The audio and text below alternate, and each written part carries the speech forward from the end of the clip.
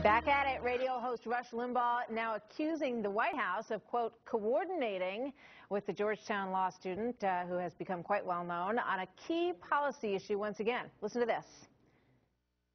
Sandra Fluck just tweeted, "Don't double my rate. Many students will see the interest rate on federal student loans increase if Congress doesn't act by July 1st.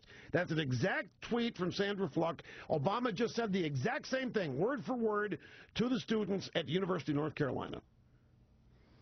Sandra Fluck is just seen a poor,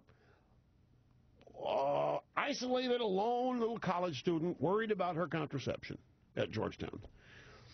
But now she's represented by the Flacks in the White House, Hillary Rosen, Anita Dunn, and they're coordinating with Obama, scaring students about the interest rates on their student loans. All right, so with that as a jumping off point, we're joined by Gretchen Hamel, former spokeswoman for the House Republican Conference. She's also the executive director at Public Notice. And Judith Miller is with us. She's a Pulitzer Prize-winning investigative reporter and Fox News contributor.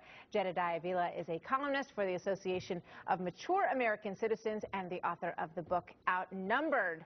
All right, let's jump right in. Gretchen, what do you think about Rush's analogy there? I don't know if any of you were on Twitter last night, but this was a message that was being tweeted out by a number of people. In fact, the White House was even retweeting college students who had some of the similar messages. I think this is just a coincidence. It's the White House having a simple message that is resonating. You think he shouldn't go there, Judith? I think that if I were Rush Limbaugh, this is the last woman I would talk about on the air. Right. Of course he shouldn't go there, and of course the allegation is ridiculous, and all it does, attention to his previous faux pas. Well, maybe going back at it, though, you know, he's standing his ground. He's saying, look, I believe there's a connection here. This message is being, you know, put out there by the White House clearly, and there are some, you know, sort of ancillary connections between her and the White House. What do you think, Jedediah? I say go there. I mean, she is represented by Anita Dunn. He's making some great points. She is out there echoing talking points of the administration, not just on this issue, but on the contraception issue. She has become sort of a figurehead out there on mainstream media all the time, sort of representing unofficially the Obama administration. She has these ties to Anita Dunn. I really have no issue with him pointing out what's happening. I see it as pretty plain as day. I mean, maybe she just wants to stay relevant. She's taking a page out of Newt's playbook and, you know, What she's trying to do is take her bar, finish college, pay off those student loans that she's clearly trying to stay in the mix.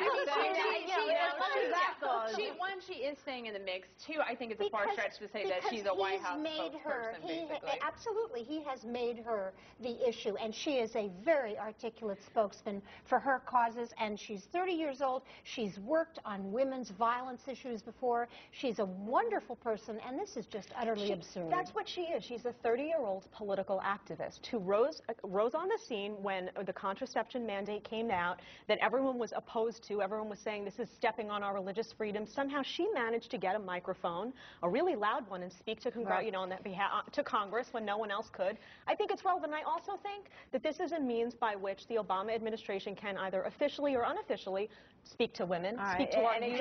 And it does just that. And that's the larger point here is the outreach to young people, to you know, college students, all of that. The student loan issue, you know, is not really going to be an issue. I mean, Mitt Romney has also said he wants this to happen in terms of these rates not going up on these student loans.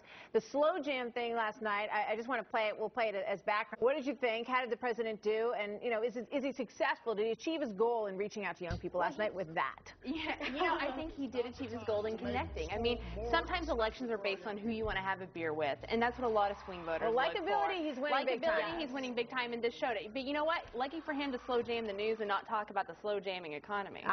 Good move, Judith. Well, I think he always does well in these situations. Yeah, it's absolutely. like Bill Clinton with a saxophone. Yeah.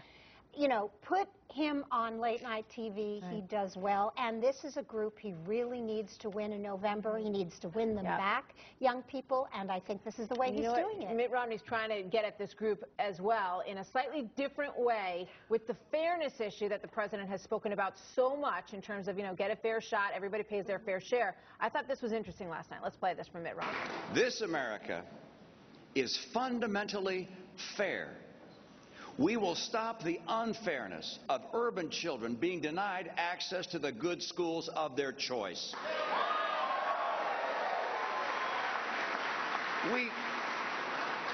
We will stop the unfairness of politicians giving taxpayer money to their friends' businesses.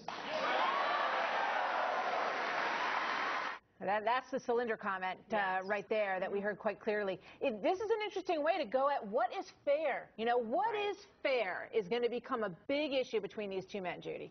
It is. It is. On the other hand, this is all about the medium and the message. And if you're young, whom would you rather look at?